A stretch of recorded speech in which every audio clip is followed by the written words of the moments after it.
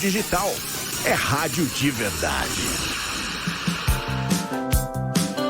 Olha só, estamos de volta na programação com ela. A doutora Juliana está de volta nos nossos estúdios. Olá, pastor!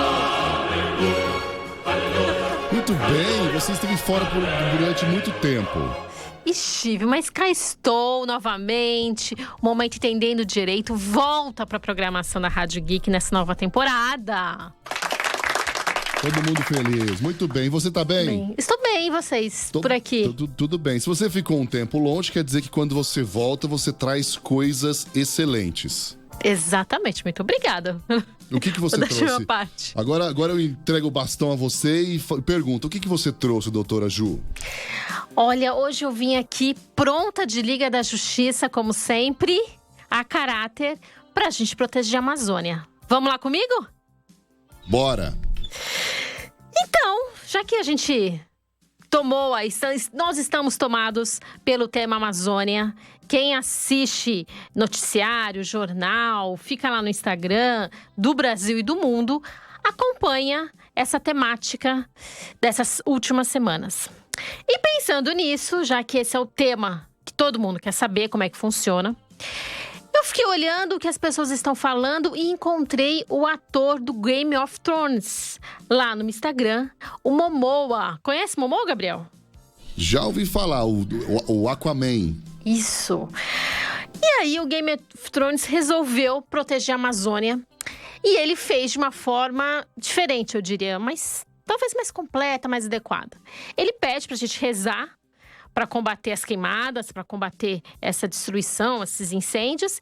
Mas ele vai além disso. Ele elenca várias situações ali, vários, eu diria, atividades que qualquer pessoa, seja americano, londrino, brasileiro, pode adotar para defender de fato a Amazônia. Então, para quem quiser ter mais detalhes sobre isso, a gente vai passar aí rapidamente alguns trechos, do Instagram, que o UOL, inclusive, traduziu o post que ele fez. E o nosso programa vai ficar depois gravado lá no YouTube, para quem está nos acompanhando. E aí vocês vão poder ler ali, pausadamente, cada uma das atividades que ele sugere que a gente pratique. Para entender melhor isso, e inclusive uma das atividades acompanhe os noticiários, acompanhe os influencers sobre o tema. E é por isso que eu estou aqui hoje e trouxe um influencer do tema Amazônia para falar com a gente. Ele é o doutor Fernando Fernandes, mestre e doutor em Direito Internacional pela USP, professor de Direito Internacional da Faculdade de Direito de Sorocaba e de Direito Ambiental da PUC-COGEAI.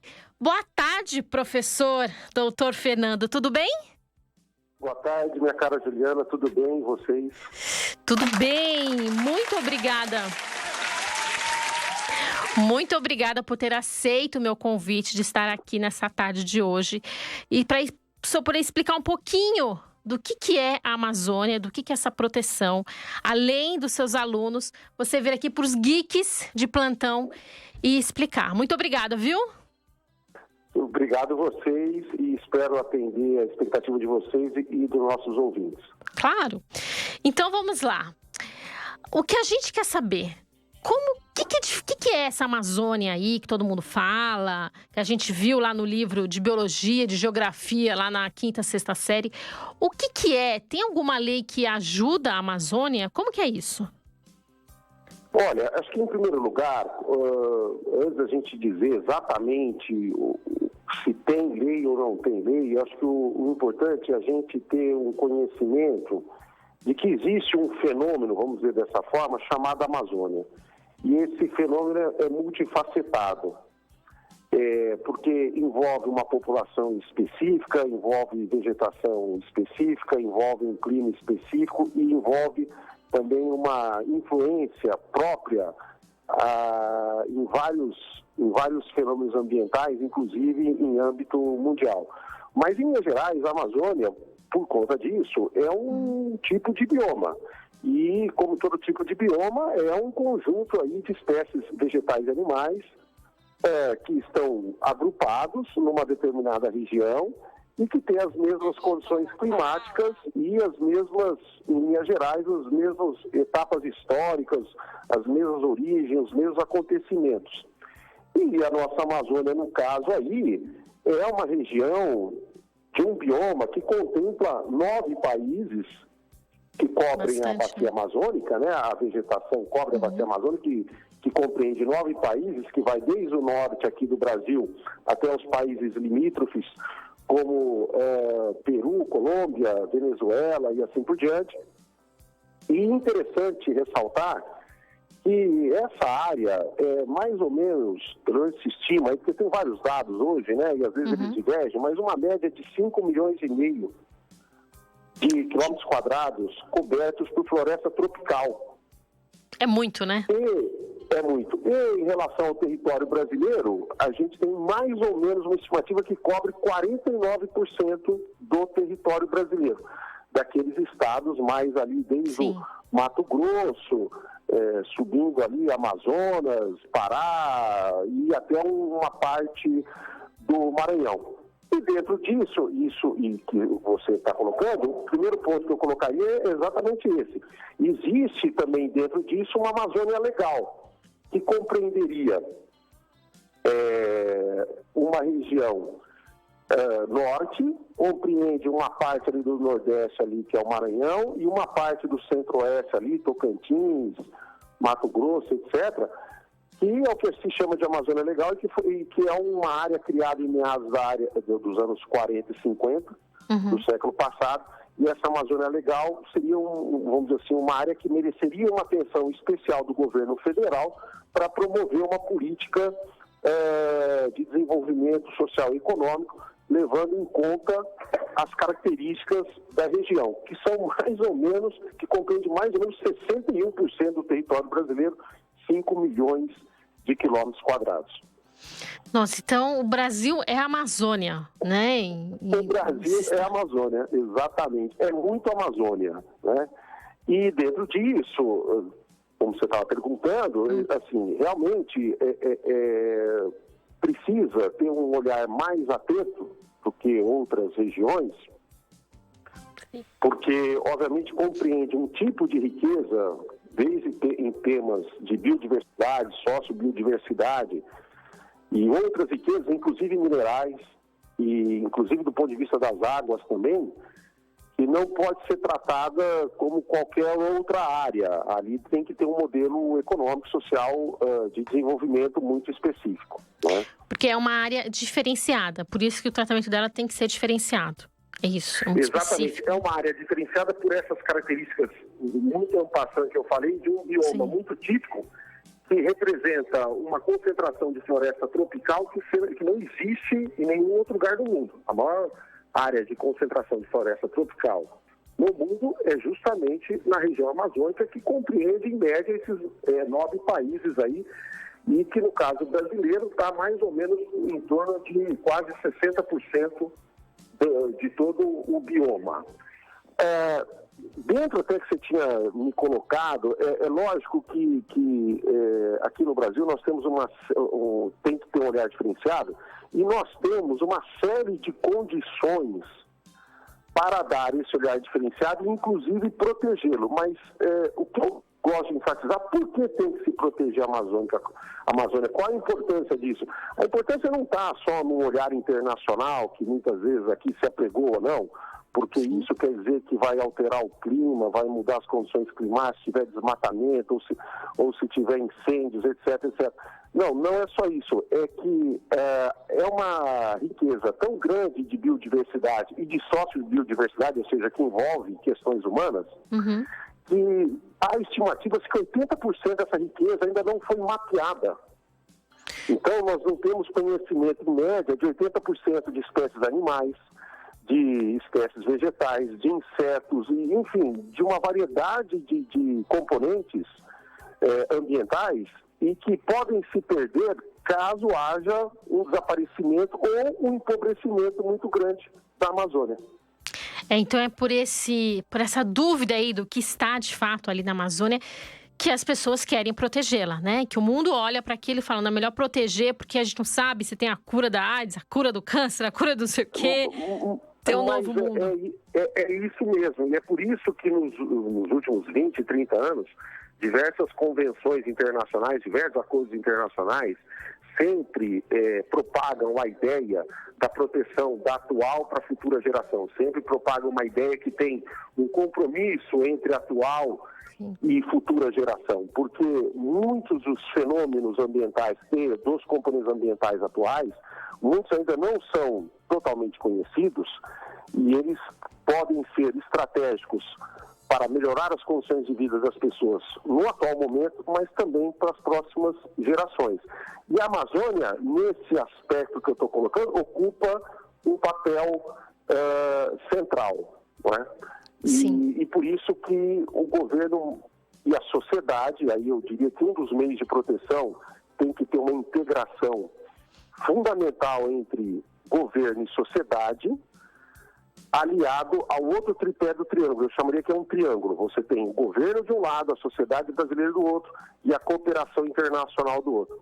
Eu acho que você tem que completar esse triângulo dentro dessa perspectiva, ou seja, a política ambiental para a Amazônia tem que ter sustentado nesses três aspectos desse triângulo, né? Sim. Até porque a Amazônia não é só o Brasil, né? Ela tem outros países, como o senhor explicou. Ela envolve outros países, né? Não é só nossa, exatamente só nossa, né? Exatamente. Então, aí tem uma questão também muito interessante que você está colocando. Fisicamente, ela envolve outros países. Se você sai da Amazônia brasileira e cruza a fronteira, você pode chegar na Amazônia lá da Colômbia. Então, fisicamente, tem outros países. Mas eu diria que do ponto de vista ambiental, do ponto de vista que eu chamaria de componente ambiental a gente geralmente denomina os fenômenos ambientais que têm uma relevância para a sociedade. Né? Do ponto de vista de componente, ela tem um caráter mundial, porque obviamente que o desmatamento, o incêndio, a depredação, a degradação dessa área leva a um empobrecimento que afeta outros biomas em outras partes do planeta que não estão conectados fisicamente à Amazônia e afeta outros componentes ambientais como o próprio clima. Então é por isso que outras pessoas de outros locais têm um natural interesse em defender a Amazônia, porque elas podem ser impactadas, ainda que diretamente, pela queimada, pelo incêndio, se essa Amazônia realmente for destruída. Ou qualquer atitude aí destrutiva, vamos colocar dessa forma, né, de grandes proporções. Sim, e é legítimo que a sociedade brasileira, como as sociedades de outros países, se manifestem e demonstrem esse interesse. Eu considero isso extremamente legítimo. Isso não é nenhuma invasão de soberania. O Estado brasileiro não está cedendo o território que compreende a Amazônia para nenhum outro país. Isso não compreende uma intervenção de soberania, porque o governo brasileiro está gerindo a Amazônia com outros governos estaduais e municipais, etc., sem a participação de governo estrangeiro. Então tem que dizer de interferência de soberania. O que tem que, sim, o governo brasileiro ter consciência e a sociedade brasileira é ter consciência que alguns fenômenos, hoje em dia, eles são globais. Por exemplo, tráfico de armas, tráfico de drogas, dinheiro, lavagem de dinheiro, etc., são problemas globais, inclusive os ambientais. Então, eles só são resolvidos, em parte, se houver cooperação internacional. Não é um país sozinho que vai resolver, né? Exatamente. Então, o governo tem que estar receptivo, e a sociedade brasileira receptivos para receber, se for o caso, verbas e ajuda financeira internacional, se for o caso, para receber ajuda e cooperação técnica internacional, estarem receptivos para receber colaboração até de mão de obra de grupos de pessoas, cientistas, etc., que vão lá e colaboram na política de monitoramento, combate ao desmatamento e outras ações degradantes. Nós temos que estar receptivos a isso. Não é? Da mesma forma que a gente também temos que estar preparados para cooperar com os demais em outras políticas que talvez sejam carentes para eles. Por exemplo, um combate a tráfico de armas. Então, isso faz parte de uma dinâmica internacional e global atual. Inclusive tem uma lei um tratado entre os países, algum acordo. No passado eles já fizeram alguma coisa sobre isso. Isso não é novo, né, na comunidade assim, internacional. Não, muito bem colocado, Juliana. É assim, na verdade, existem hoje em dia uma floresta, vamos colocar assim, de acordos internacionais de proteção ambiental. Mas, em relação à Amazônia, especificamente tem um que eu gosto de chamar a atenção, que é o acordo que se chama Organização do Tratado de Cooperação Amazônica, de 2003. Esse acordo é firmado entre 8 países, abrangidos pela área amazônica, pelo bioma Amazônia que nós estamos falando, inclusive o Brasil. A sua secretaria funciona aqui no Brasil, a sua secretaria de administração. E esse acordo, ele defende uma série de políticas, ou ele engendra uma série de políticas que esses 8 países poderiam estar implementando de maneira mais eficaz e que colaborariam, inclusive com o governo brasileiro, para a atual crise ambiental. Desde questões que vai de proteção da biodiversidade, está previsto no acordo, desde inclusão de povos indígenas e de comunidades na realização e na proteção dos conhecimentos tradicionais, gestão integrada e uso sustentável de recursos hídricos e melhoria da qualidade de vida da população local. Enfim, tem uma série de metas, vamos colocar dessa forma, e estratégias no acordo que permitem uma ação concertada, multilateral, que envolva o Brasil e os países da região para melhorar o bioma da Amazônia,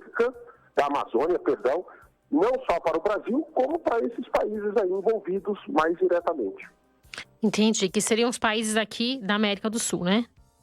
Isso, os países abrangidos pelo bioma. Basicamente, Colômbia, Venezuela, Peru, Guiana, Equador, Bolívia, faltam alguns, desculpe, falha a memória, mas esses países aí abrangidos pelo bioma.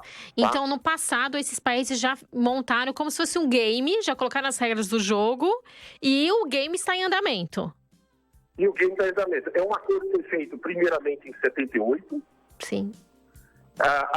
Num primeiro momento era um acordo apenas de cooperação e depois, em 2003, esse acordo foi aprimorado e se criou uma organização internacional para gerir essa ação de cooperação.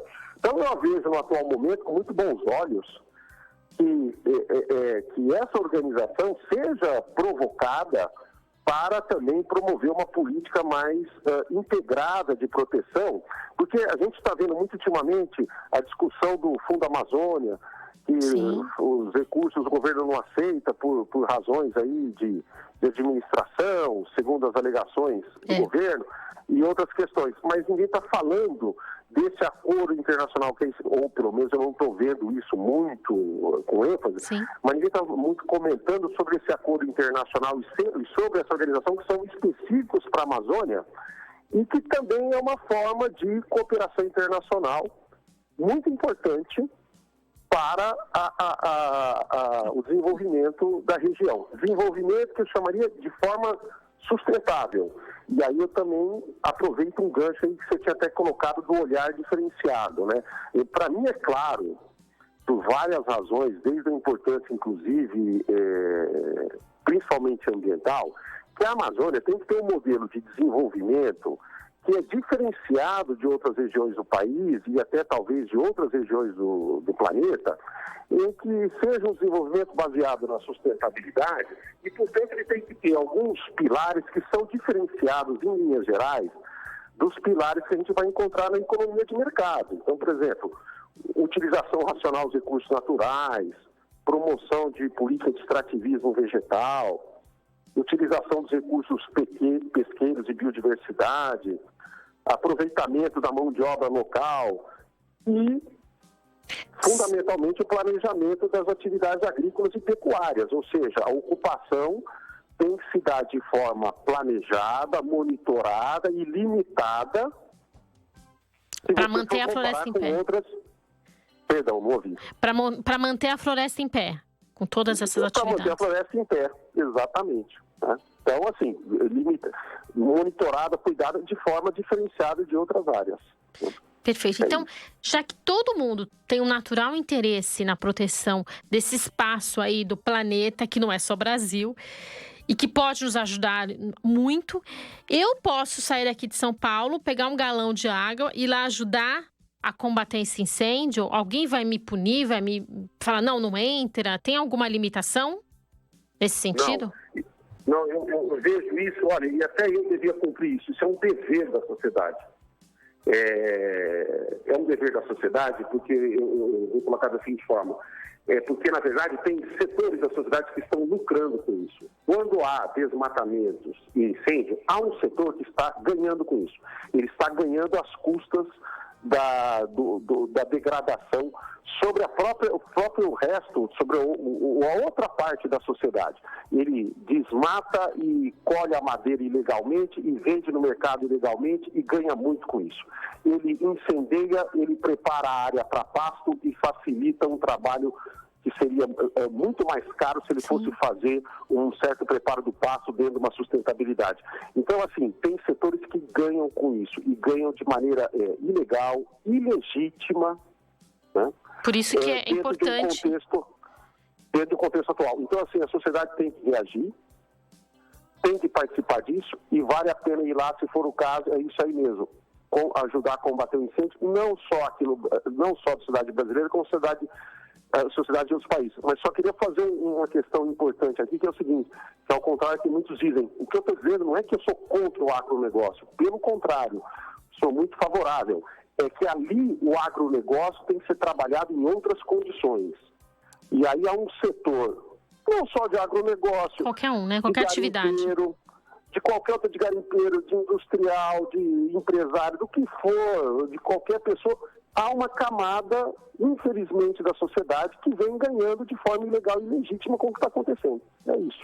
Então, para finalizar essa polêmica aí dos países, eu posso pegar um galão e ir até a Amazônia ajudar a apagar um incêndio? Ou um francês pode comprar esse galão para mim, um americano, o Momoa pode comprar água e me entregar em casa e eu posso ir até lá, ou junto com o Momoa ajudar a apagar o incêndio? Não tem nenhuma lei que vai me proibir isso, tem? Não, pelo contrário, eu viria até com muitos bons olhos. Tomara até que eles paguem, na verdade, um navio cheio de água para a gente jogar água lá e conter esse incêndio, porque isso está dentro do que eu falo dessa dupla de ilegalidade e legitimidade de ganhos. E pode ser até que tenha grupos estrangeiros ganhando também. Por isso que eu estou sempre colocando, não é contra o agronegócio, é contra alguns segmentos que a gente não identifica e que ganham com isso, com certeza. Que bom, muito obrigada, viu, professor, doutor Fernando Fernandes, muito obrigada pela participação, foi muito esclarecedor. Agora, qualquer geek aqui já pode entender as regras do jogo, entender como que funciona esse game da Amazônia e como que funciona esse game aí de proteção. E a gente pode convidar o Momoa, se ele quiser vir aqui, ele que, né, abriu pra gente aí essa interação, estimulou a todos os ouvintes a buscarem notícias, buscarem influencers, que venham, né? Quem quiser ajudar a Amazônia. Que bom, muito obrigada. Eu que agradeço o convite, a honra da participação. E um abraço a vocês aí, a todos os ouvintes. Boa sorte. Muito obrigada, viu, doutor Fernando?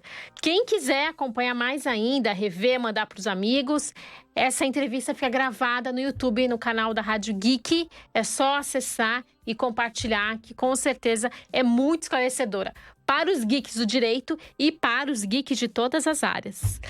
Gostou, Gabriel? Muito bom. Como é que fala? Esclarecedor, isso. Vamos para a Amazônia passear e levar uma água lá para ajudar o bombeiro, fazer alguma coisa? Bora. Muito obrigada, viu? Por permitir esse mais um Momento Entendendo Direito na Rádio Geek. Se você quiser, não sei se alguém aí quis tirar alguma dúvida nesse meio tempo, mas, por favor, nosso WhatsApp está à disposição. Né? O 11 97317 6617. Como qualquer canal. Repete o número? 97317 7313 6617. Desculpe-me. Tudo bem. Ou qualquer mídia social da Rádio Geek, @Rádio Geek BR, no hashtag Geek ao Vivo, a gente lê e responde. É isso aí. Muito obrigada, viu? Muito obrigada aos ouvintes. Segue agora a programação Normal. Rádio Geek, apaixonados pelo que fazem.